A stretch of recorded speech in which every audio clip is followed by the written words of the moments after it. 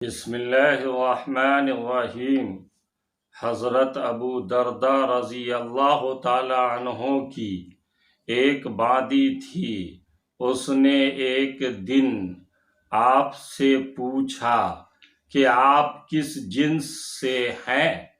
آپ نے جواب دیا کہ تیری طرح ایک انسان ہوں۔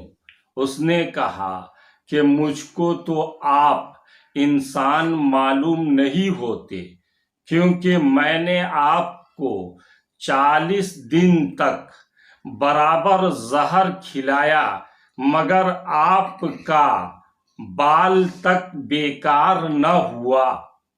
آپ نے فرمایا کہ کیا تجھ کو معلوم نہیں کہ جو لوگ اللہ کا ذکر کرتے رہتے ہیں ان کو کوئی چیز نقصان و تکلیف نہیں پہنچا سکتی، اور میں تو اسم اعظم کے ساتھ اللہ تعالی کو یاد کرتا ہوں۔ وادی نے پوچھا کہ وہ اسم اعظم کیا ہے؟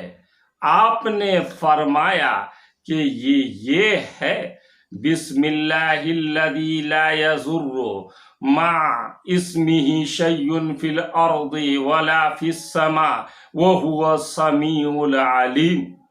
اس کے بعد آپ نے وادی سے پوچھا کہ تو نے کس وجہ سے مجھ کو زہر کھلایا؟ اس نے جواب دیا کہ مجھے آپ سے بغض تھا۔ آپ نے فرمایا کہ تو آزاد ہے، اور جو کچھ تو نے بدسلوکی کی وہ بھی معاف ہے، وما علینا الا البلاغ۔